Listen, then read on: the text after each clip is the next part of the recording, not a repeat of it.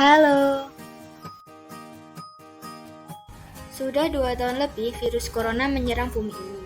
Tahukah kalian apa itu virus corona?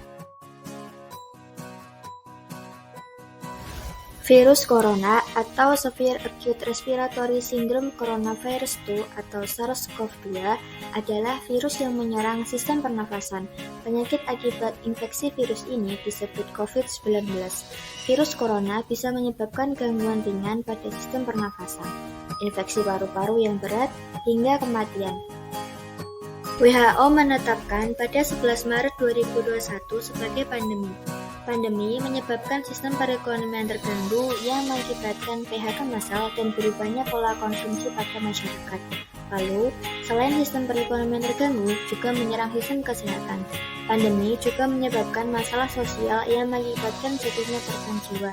Sistem pendidikan juga terganggu sehingga muncul pembelajaran daring. Lalu, bagaimana strategi guru dalam mengajar peserta didik di era pandemi ini? Dalam pembahasan video PKM kami ini akan membahas strategi dan modul pembelajaran daring terhadap materi praktik sholat duha yang dipakai guru MIA Taqwa Miris Ragen. Menurut Syamsu S, setidaknya ada 5 macam strategi pembelajaran, yaitu: yang pertama, strategi pembelajaran ekspositori; yang kedua, strategi pembelajaran inquiry; yang ketiga, strategi pembelajaran konstekstual; yang keempat, strategi pembelajaran kooperatif; dan yang terakhir adalah strategi pembelajaran berbasis masalah.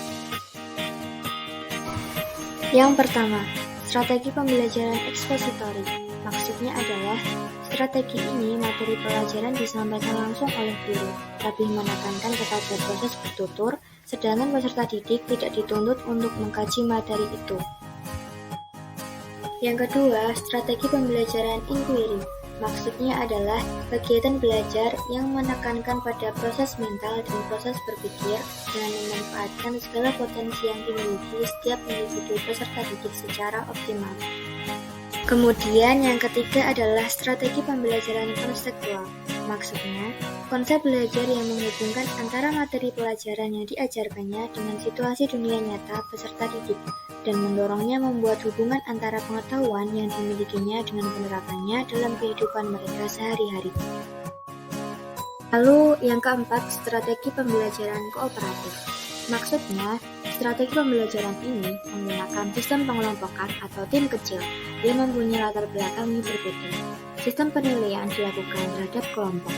Lalu yang terakhir adalah strategi pembelajaran berbasis masalah.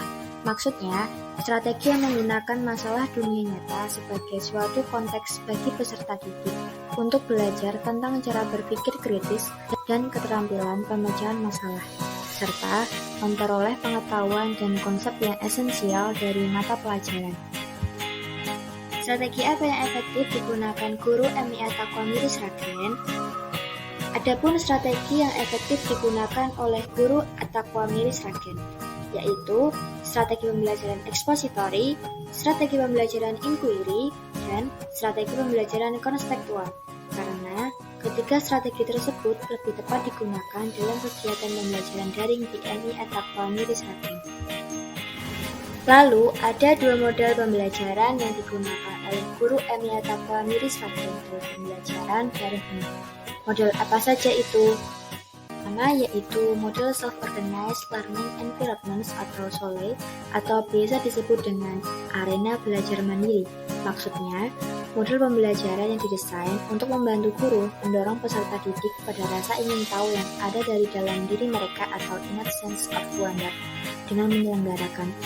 Yang kedua, blended learning, yaitu program pembelajaran efektif yang mencampurkan model pembelajaran tradisional, kolaboratif, mandiri, praktis, dan pembelajaran yang berdasarkan pengalaman.